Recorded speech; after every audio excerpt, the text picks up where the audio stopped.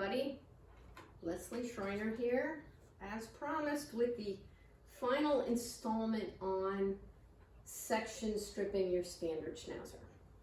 So in the previous videos, we did head, tail, then we did the center section, and then we did the neck and shoulders in the rear sections. And again, the reason we do it in sections is because the hair grows at different rates depending on where on the body it is. And the hair that grows the slowest is this hair in the middle. Then next, the neck and shoulders in the rear. And the hair that grows the fastest is on the head and the tail. Especially on his head, you can see it's gotten pretty shaggy again since I did that first video where I got the head nice and neat and got the clipper work roughed in. And so now we're back to having to tune that up again, but we'll do that after this. So where we're at now is 6 to 8 weeks ago is when the first section came out. And then 3 to 4 weeks after that is when we did the neck, shoulders, and the rear. So now where we're at is this layer on top. You know, it may look pretty good actually, kinda, but really it's kind of straggling. Compared to what's coming in underneath, it's not nearly as nice. So to get to a really nice show jacket, we want to take this fuzzy layer off. This is the layer that, depending on what we had to do to get that first layer off, there might be broken coat. There, you know, if you were working it before you started the section, you might have another layer underneath, and that's what this is. So we need to get rid of this shaggy layer so the really nice show layer can come in from underneath. Now, because some of this hair might be broken, sparse, whatever, I like to put a little bit of chalk into the coat because it makes it easier to grip the coat so that you can strip it. And especially if any of this is broken coat, it's critical that it not be broken again. It's critical that it gets pulled properly out from the roots so that a nice new hair shaft can grow from underneath.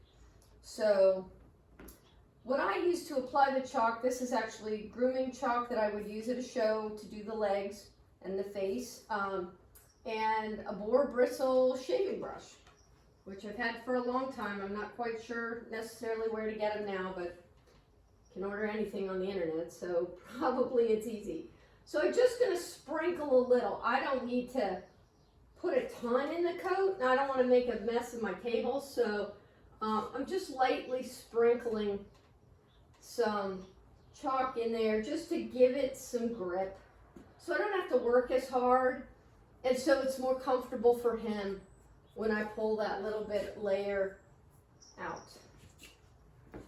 Now, pulling this layer shouldn't take nearly as long as taking the center section out, and then the neck and shoulder and rear sections did, because even though it's the same size of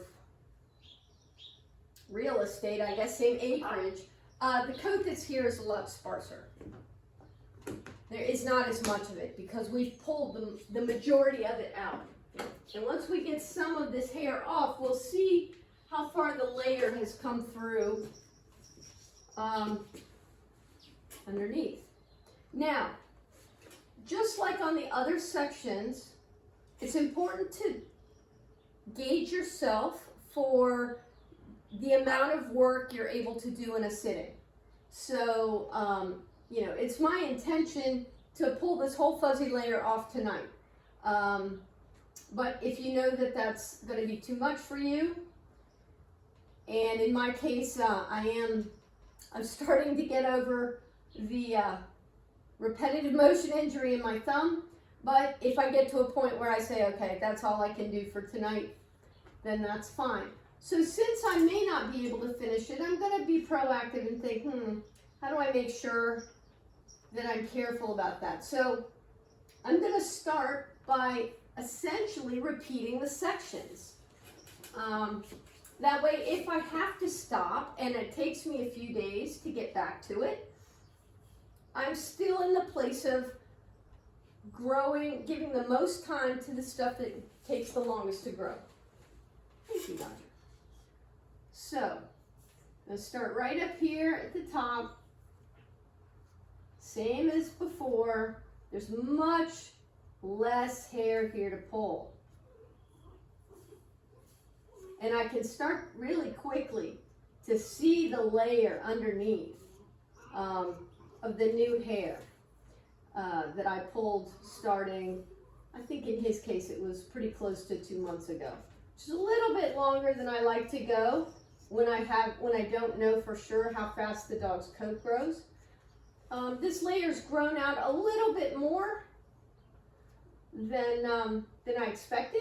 So that means his coat grows a little faster than my average. So I'll keep that in mind the next time I have to section strip him. I will make sure that I'm closer to 3 weeks apart on the sections rather than 4.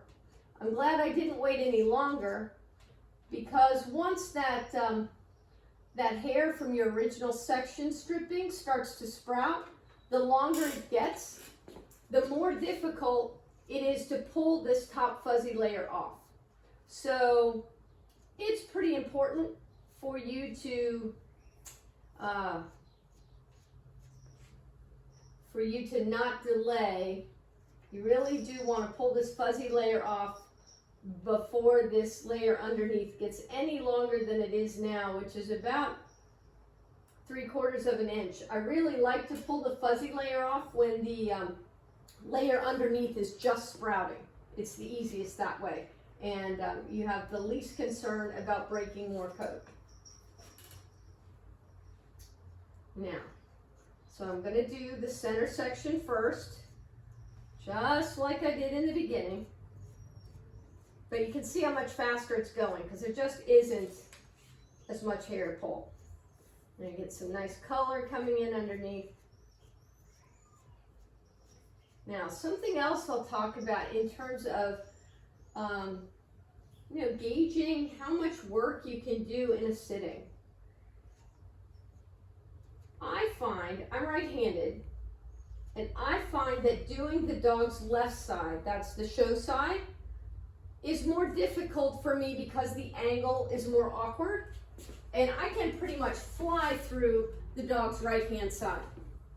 So I've made it a habit to always do the left side first. It's not because it's the show side. In fact, if I'm ever experimenting with something or trying something out, I always try it on the off show side first. But I do this side first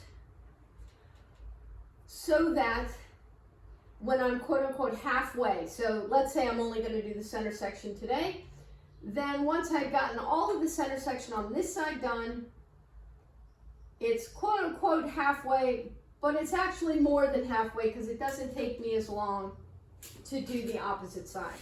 So I always start on the side that is the most awkward, takes me the longest, and that way when I'm halfway there, it feels like I'm going down a hill instead of still going up a hill in terms of how much work is left to get this job done. Good boy. And I can work a little faster.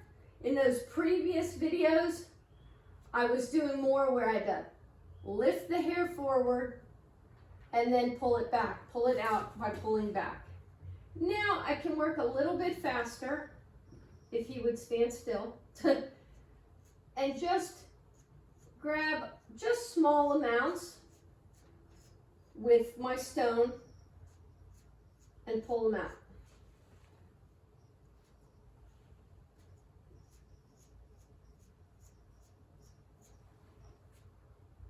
Every now and then you might kind of back brush it with your thumb, with your hand, see if there's any other wispies you want to pull off.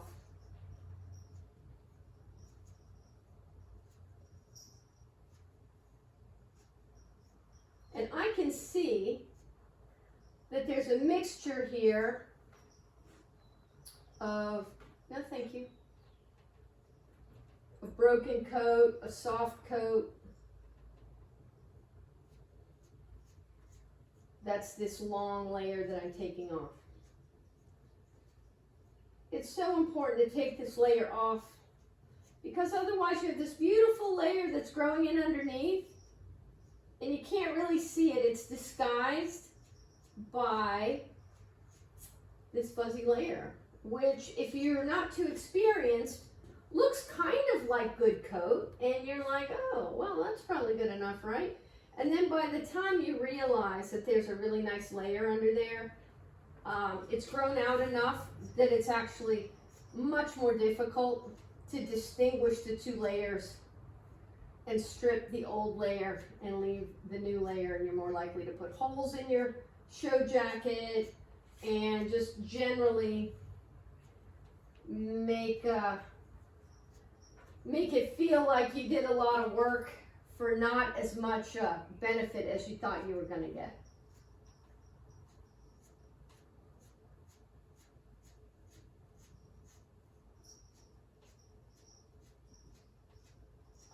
Having put the chalk, a little bit of chalk in the coat is also part of why I can strip this faster.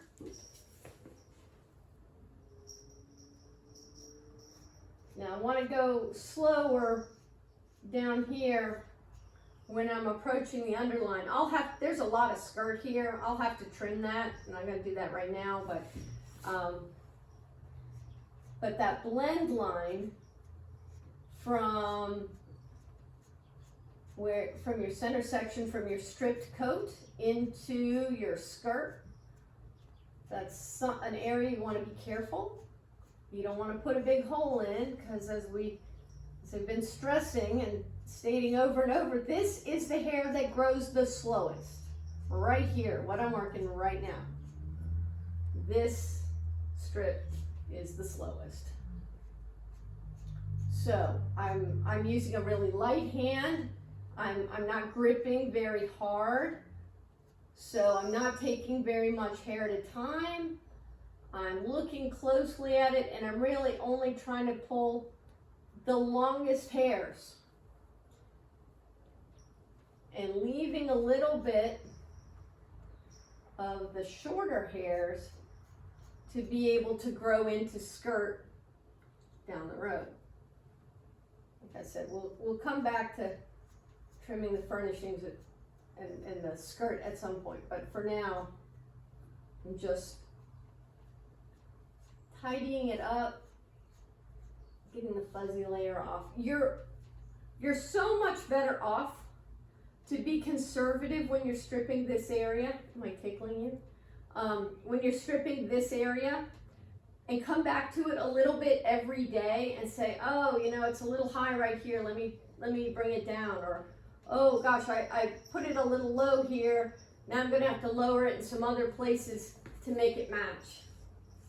But you're better off coming back to it many times and taking a little bit off than to be gung-ho and just strip long hair because it's there, and then later on be like, oh, now I wish I could put that back.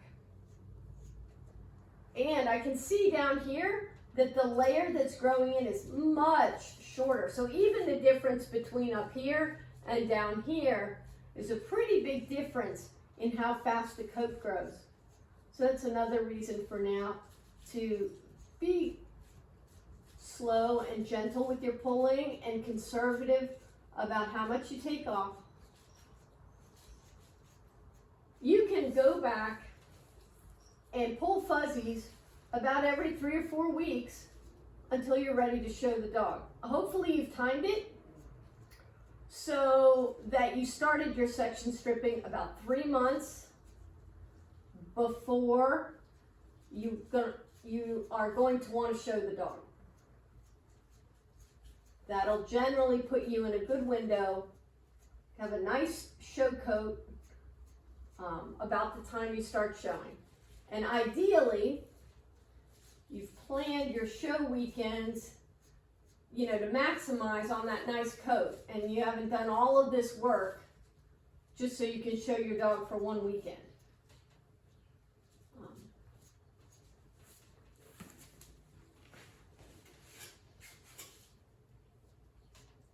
I'm holding the skin and the hair on the under chest pretty gently, but I'm holding it under the legs, and that allows me to have taut skin for stripping this area. If you don't have the taut skin, it doesn't pull very well, and it's uncomfortable for the dog. So there's a couple different places you can hold, but basically wherever you're pulling, you want the skin to be pretty taut.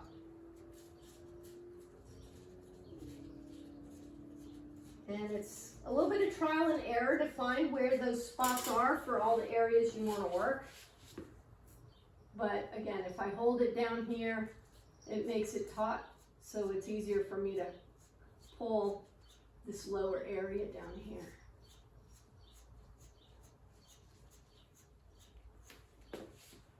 Just patience, just patience. You're patient too, aren't you, Roger? Says, I guess.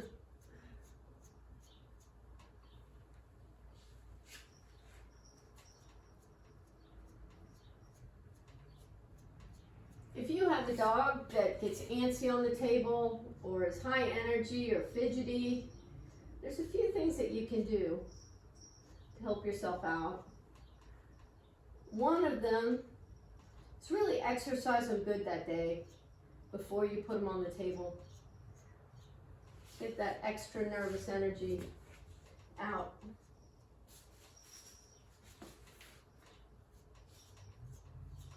You can give them plenty of treats, praise, something to make it special, to let him know how much you appreciate his cooperation. They don't have to cooperate. If they choose to cooperate, then it's really good if we can find some ways to express that we're grateful about that. Even if it's just as I'm putting his head back in position, you know, I rub his cheek or something. I do something for him because he's doing something for me. And even though he's being a little fidgety, he's making it a little harder for me by not being quite still. That's okay. I don't need him to be perfect. He's a young dog. You know, if he was an older dog and he was being a little fussy, I might be a little more inclined to go, hey, that's not necessary. Don't do that. But he's a young guy. He didn't have to cooperate. I'm sure he'd rather be playing right now.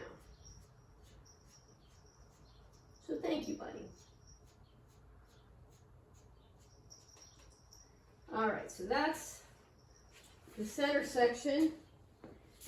I can see that I'm gonna want to pull this line down a little more.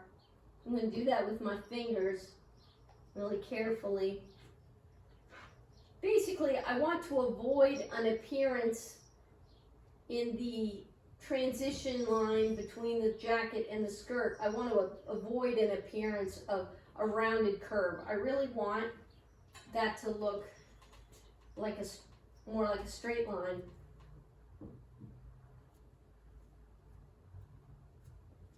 Okay, that's pretty good. And now I'm going to go ahead and do the rear quarters. Especially with a fidgety dog, they are much more apt to lose patience on the rear, and they're more apt to lose patience the longer you go. So if I made my next section the neck, and then by the time I got back here, if he has been standing longer than his patience, putting up with this, and now I start stripping his rear, you know, I'm setting us up for a conflict or a confrontation, or at the very least, for having to give him a break when I really wanted to try to finish out the work.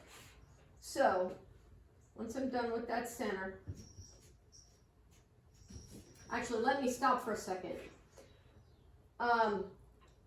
What I would do after this, after having done the center section on this side, is do the center section on the other side. But for the purposes of this video, we are going to pretend that I've already done the other side so we can move on to the next area, since you can't really see me working the other side anyway. So we're going to pretend that I've pulled this top layer off on the middle section over here. And again, that's in case I can't do it all today, then everything's still symmetrical. Always work symmetrically.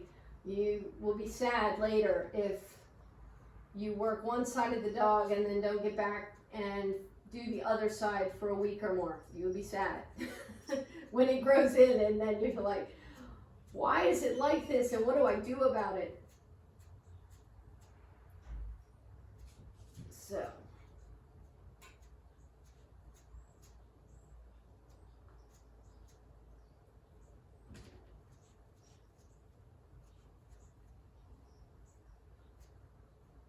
Now, some other tools you might be able to use in this circumstance. Again, I like, especially on this layer, which may have some broken coat in it, I want to be extra sure I don't break any coat, any of the coat that might be broken. Re-breaking it is bad. It gets finer and finer. The more it grows out, the more broken, the more times it's broken, the finer and finer it grows out.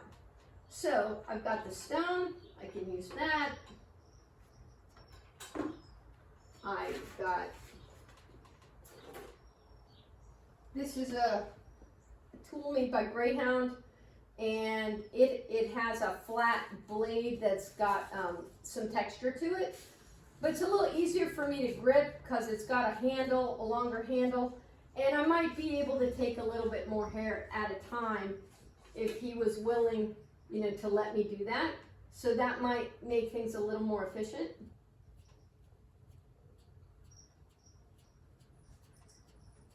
You can tell that's a lot less comfortable on my thumb with my trigger finger that I'm trying to heal and resolve. So I'm going to go back to this stone, because part of choosing your tools is just what's comfortable for you, what gets the job done and is most comfortable for you.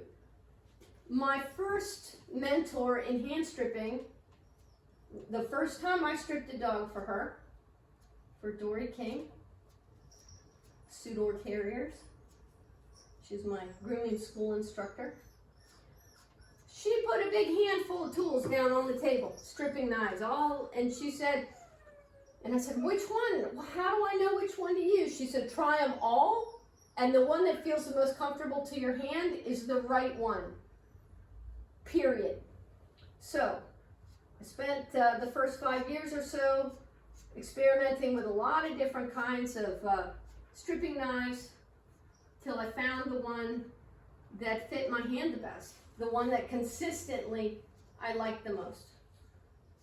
And then eventually some of these stones started coming out, and I just ultimately decided that I generally liked them better in almost every situation than I did actual stripping knives, because so much less coat breakage, and less coat breakage gives you better results. But another type of stone you can use is a pumice, a piece of pumice stone. This, I like the kind that's very light and porous and crumbles relatively easily. And you can see it's kind of, I've used it so much it started to conform to my hand and get a little point on it. But these are really good for getting just that top layer of fuzz that you have trouble getting hold of any other way. You can usually find these maybe at dog shows. I know other people who have gotten them in a big block from stores that sell grill supplies because they use them to clean grills, and then they just take a saw and saw them into pieces. I've never done that because I've always been lucky enough to either have somebody do that for me, or I just bought them already cut. So, now, back here, the back legs, I'm getting into a lot more soft, broken coat. And I also want to be careful that I don't dig down too much into what I'm trying to grow out as furnishings. So I'm going to take this part a little slower. And really do a good job of pulling all of that coat, all that jacket without breaking it. And again, the transition line like we did here, we want to be gentle with that because we do want new hair growing in, but we don't want to groom ourselves into a problem and find out later, gee, I wish I had some hair there in the place where it needs to be the longest, and it would have taken the longest to grow in and will take the longest to repair. Now, different people have different ideas, but one exception to that, I tend to strip pretty close right along the top of the Achilles tendon. No wider than a finger. But that way I can have some nice jacket coming in and have a really nice silhouette on the rear angulation when it's done.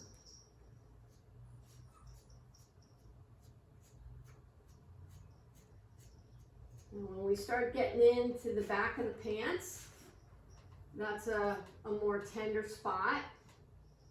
We tend to not like that too much. So again, let's slow down. I am going to persist and say, yes, we're doing this. I know you'd rather I stop. But if I'm taking small amounts of hair at a time and I'm pulling slowly,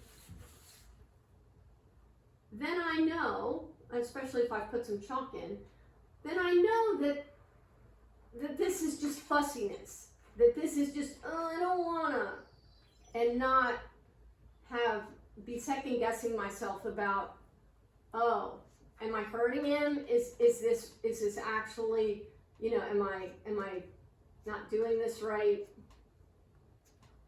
If they can convince you that you're really hurting them, causing them a problem, they will. Then this is an area where if you're going to get tantrums, they're going to pop up. So again, I'm going to just persist, and he's trying to move and be like, oh, I want to change the subject. And I'm not going to let him. I got all day. That's the other thing. It's important to let the dog know. I got all day. I got all day. And when they start to kind of energetically figure out that you're like, oh, yeah, however long it takes, I'll stay here. It's fine. Stop. Stop. Thank you. One way you can get the skin taut to do the back of the pants, because that helps make it more comfortable, is to roll the skin forward, and in my fingers I've got the skin in front of his knee, and I'm gently holding that. Now, he don't like that because he knows I'm actually restraining his leg that way too. If you do it low enough, like right over the knee, it's a way also to control the knee. And a lot of times they're like, oh, it's the restraint actually that I'm objecting to. I'm just going to be patient. I know I'm not hurting him. And I know I'm going to get this job done. But you see what I mean about the fussiness coming out about the rear. And if you've already gotten rid of, if you've already burned through most of the dog's patience before you start the rear, you're going to have a lot more complaint from the dog.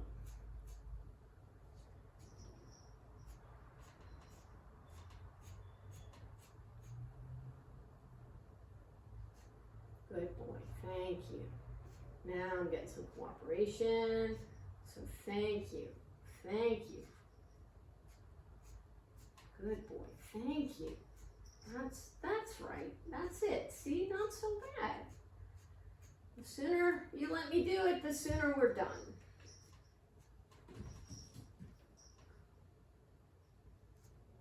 And I don't need to pull all of it all the way down. I just want to get most of it. Because this is not show prep.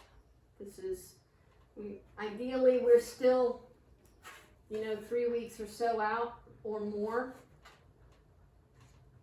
from a show. Stop. Thank you. And even if I have more to go, now it's a good time to look for an opportunity to say, okay, he's cooperating. Take a break. Good boy, thank you. Yeah, okay. And if he was so keen to sit, then maybe I'm going to help him sit. Good boy. Move a little forward so he's a little more comfortable up here. Good boy. Give him the benefit of the doubt. Maybe he's tired of standing. Maybe it isn't just a tantrum. Maybe it's not just fussing. I'll give him a benefit of the doubt. Now we're going to do the neck and the shoulder. I'm still going to leave the table leash around his neck. I'm going to start at the base of his head and work my way down. This is another area where the coat is a little softer, so you're more likely to have broken coat. The softer your dog's coat is in general, the more broken coat you're going to have around the head, the neck, the shoulders, and the rear. So you just really want to be mindful. If you need a little extra chalk so you can grip good, do that.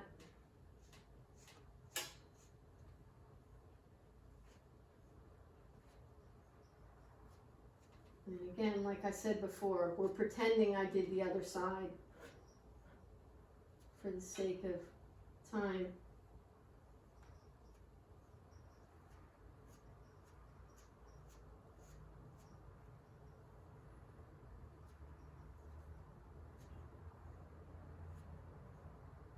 Now, once I get this layer off,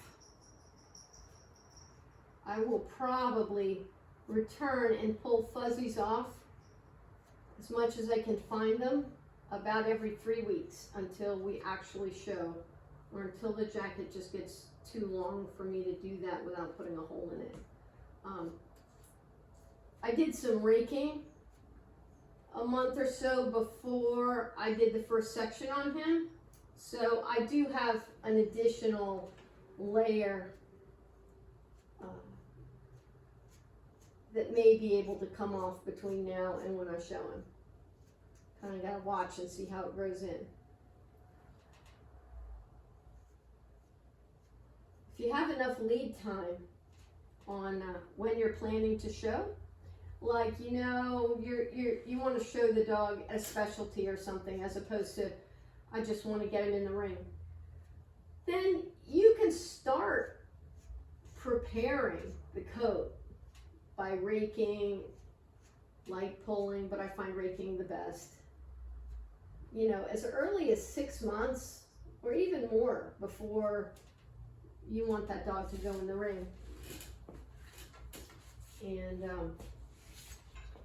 that will help you if you have any intentions of trying to roll the coat. And rolling the coat basically just means continuing to take layers off to keep it continually in show condition. The more often you work the coat, the easier it is to rotate and roll. And the harder the coat is, the easier it is to rotate or roll. Now I've got some kind of fuzzy nonsense here around the neck interface. So I'm definitely gonna put some time into plucking this out. And the way I'm I'm getting the skin taut here is I'm gathering some neck skin on the other side and then kind of collecting it right behind his jaw. So in this area, but on the other side. That gives me some control of the head and also makes the skin taut so that I can pull some of this layer. Takes a little practice to develop the different holds and to do it in such a way where the pressure is where you want it.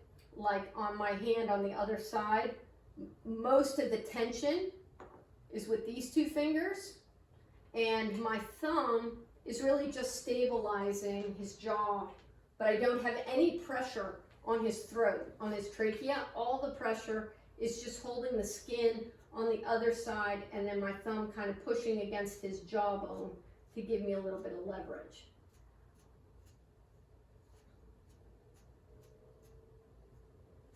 And because there's a lot of soft stuff here on the interface, this is definitely an area that I would plan to revisit in another 2 or 3 weeks to keep stripping the fuzzies off. And then you'll have a nice rotating layer coming in on the neck, which is nice because the neck tends to get kind of bushy. And if the neck gets bushy while you're showing, it makes, they lose the length of neck and they don't look as good, and they will look more like they have a steep shoulder or an incorrect front than they do.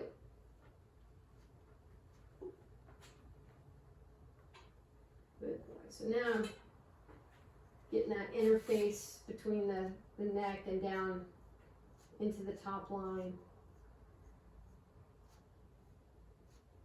This is an area that I raked more than I did the body, and so definitely have more of a layer of fuzzies to pull out here. This is also the area where if your dog wears a collar frequently, you're going to find that the collar has broken the jacket. If you must keep a collar on your show dog, rolled leather is the best. It it breaks the coat the least. It doesn't put as much of a dent. The problem with the collar, if the dog wears a collar consistently, is of course the collar comes to the lowest point, and that's right here. And it puts a dent in the coat right here, which makes the neck look really short and makes the back look like it's extra long. And so you can really mess up a nice looking dog by leaving a collar on them. So while you're in show coat, it's really best to only keep the collar on them, you know, when you're walking them. Be mindful of the type of collar you walk them. If you use a choke chain, a chain collar, keep in mind every time it gets tight, it's grabbing a little bit of hair in this area and it's breaking it. So you can get a soft ring from your collar if you're using a collar that can break. So it's a good idea to put some time into loose leash training before you get to the point where you're trying to put a show jacket on your dog. And if you can't, make sure you're using a collar that will do the least damage.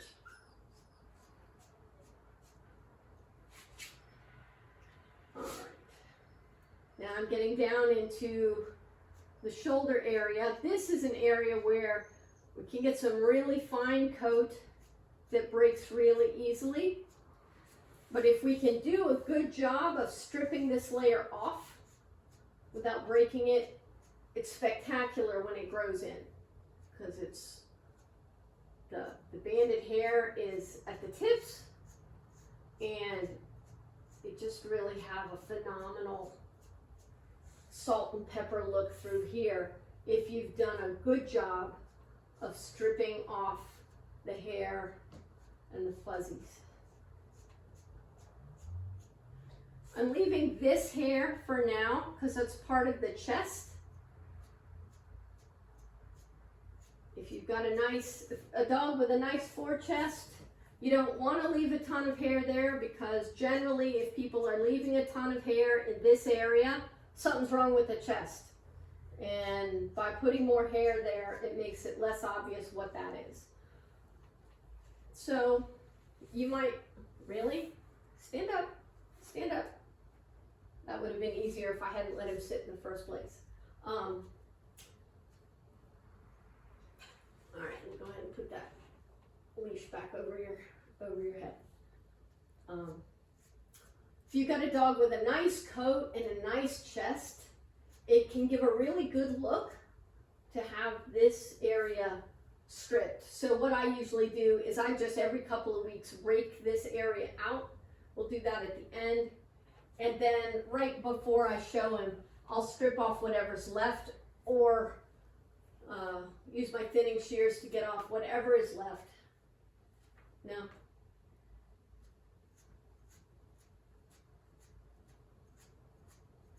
and that'll leave a nice finish on his chest. If you've ever wondered how people get that nice stripped look on the chest, they work that area a lot. You can't do it by just stripping it once or twice. I mean, maybe there's a week or two there where it'll look really good, but then it'll start getting long again. But it'll be hard to pull because it won't be that long.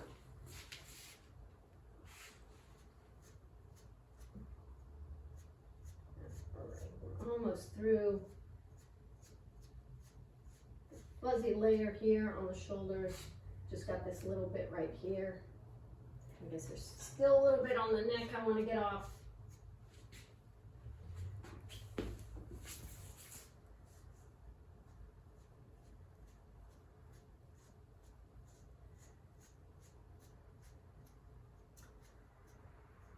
You know, I just got in the habit pretty early on when I worked the lower layers to kneel. I've got a pretty thick pad on the floor for my knees. Obviously that's not possible for everyone. But you know, as much time and effort and expense as we put into showing our Schnauzers, if we're grooming them ourselves, should really just consider going ahead and paying for a hydraulic table. An electric hydraulic table, I think, is preferable to a foot pump one, because a lot of the dogs really don't like the sensation of the but if it's an electric one, you can raise and lower it pretty smoothly, and that's a good alternative. That's a better alternative for most people than getting up and down. But because I'm a professional groomer, part of how I stay flexible in a standing job is I just try to move in as many different ways as I can. So getting down on my knees and getting back up, it's good for my flexibility. Reaching up above me to strip, that's good for my flexibility also. But that's certainly not a necessary step. It's just part of what I do to keep my body as loose as I can. Good boy. Now, in some of the earlier videos, I said do your head and your tail first. So normally I would have. I wasn't sure how well my hand was going to hang in there. So I wanted to make sure to get the body and the sides first. But now I'm going to go back and pull the fuzzy layer off the tail, because it got a nice layer growing in here. And even if I didn't pull anything else in 3 weeks, I'd go back and pull anything long on the tail and the head again, because those areas grow fast and they can grow out before you know it. And then you're like, oh, this is too long and I gotta pull it, and you suddenly realize there's no layer underneath and you're pulling down to the undercoat, and obviously that doesn't look as good.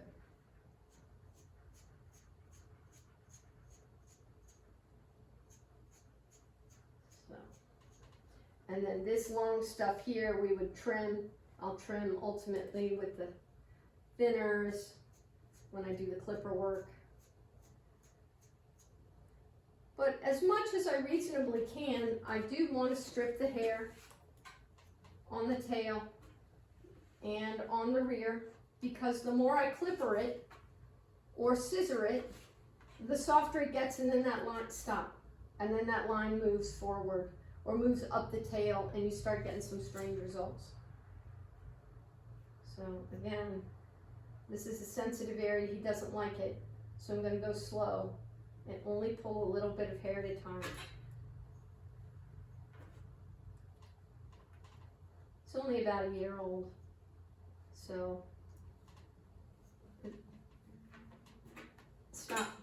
Thank you. And I saved the NO word for, boy, he's got to be doing something really egregious, like trying to get out of the noose, or trying to, you know, if the dog is really fighting, really being kind of a butthead, I might throw a no in there. But I save NO for, I really mean it.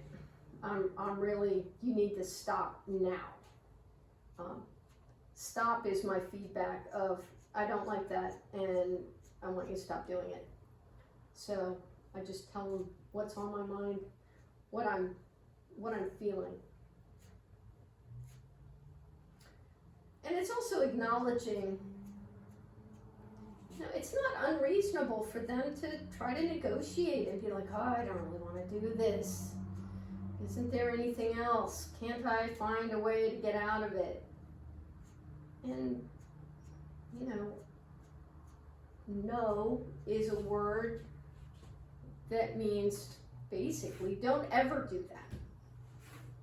And it's unreasonable to say, well, you should never fuss about something you don't like.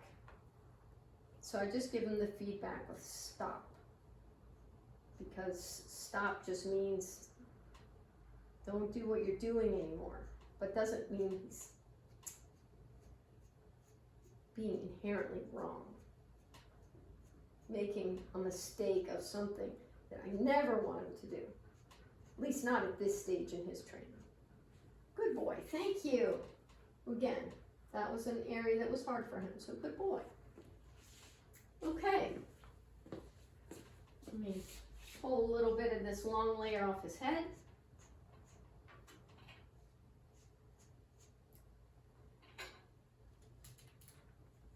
I'm still going to leave the cable leash on here, the noose on here, and here's a trick.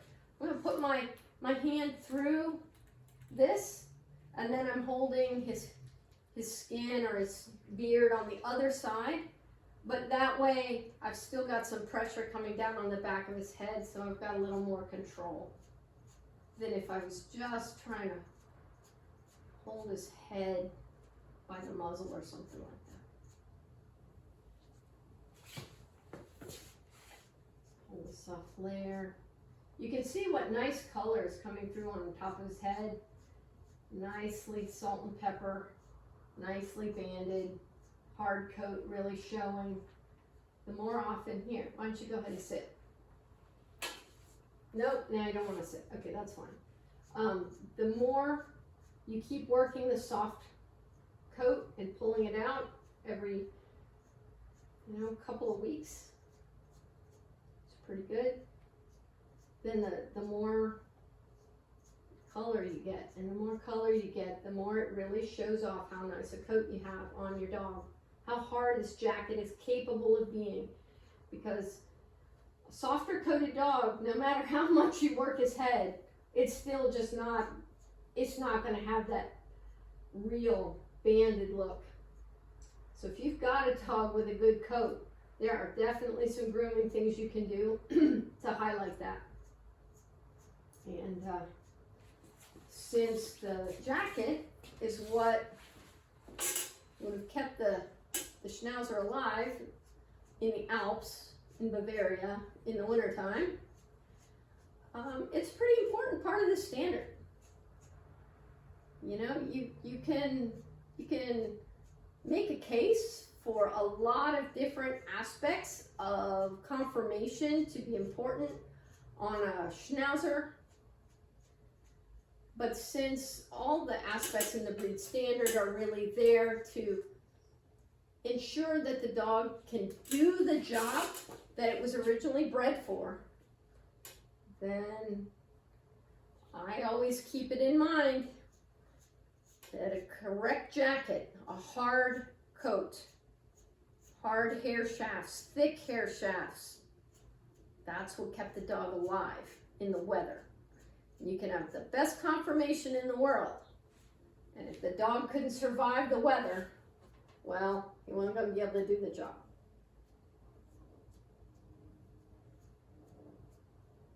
Okay, so it's a pretty big change from when we started, and he was just light and fuzzy all over. Now you can see some nice dark coat is coming in.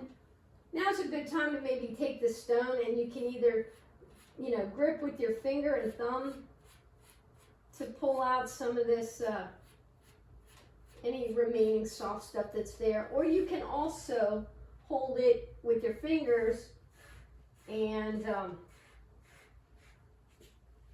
pull it across the coat, and that will also, these pumice stones are really good for pulling stray bits of coat, maybe even getting a little undercoat, but I'll show you a better tool for the undercoat. But as good as that looked, now if I go over it with the pumice stone, you can see it's getting even darker. I'm getting even more of that nice hard coat showing.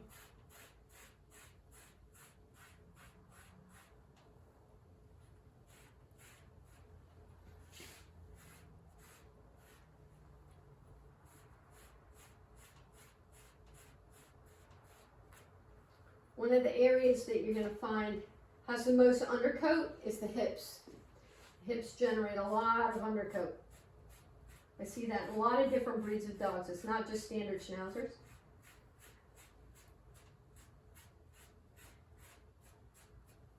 And,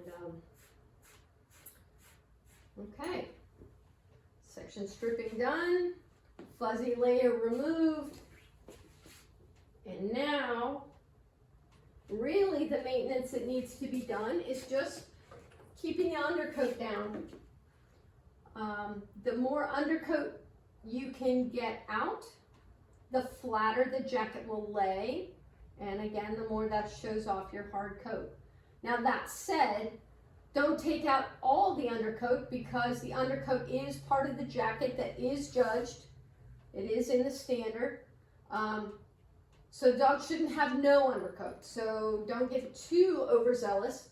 But it's springtime and we're going through a shedding period, so I am also going to use the Furminator here now that I'm down to a very short layer of jacket.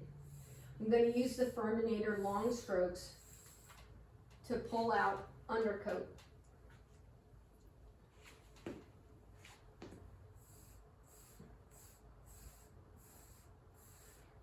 I want you to notice something else about how I'm raking the undercoat.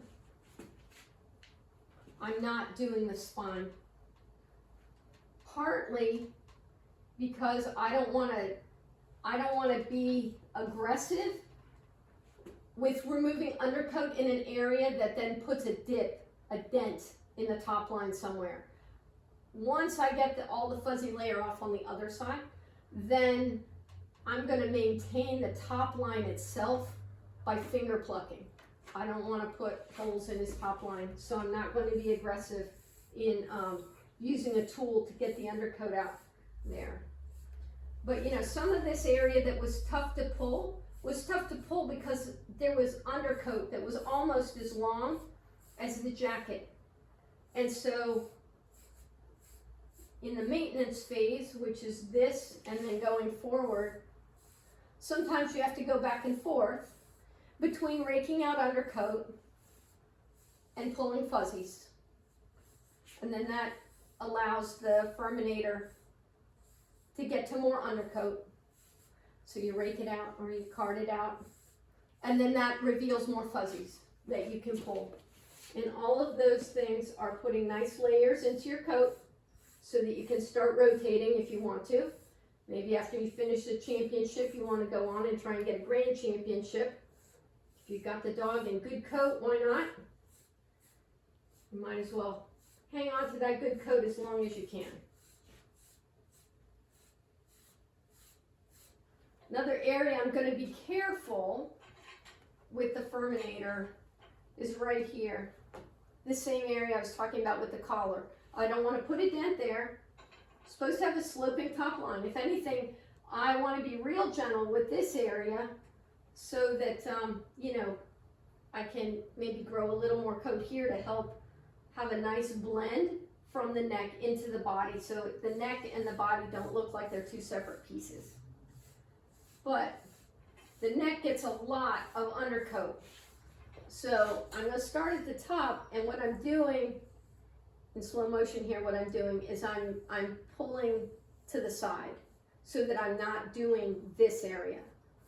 I'm getting good undercoat out here at the top of the neck,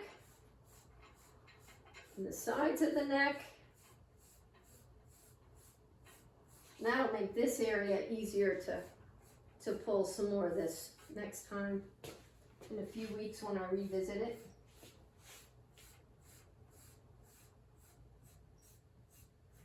Yep, still not too much of that jacket. New jacket's coming out on his shoulders yet, but I know it's coming.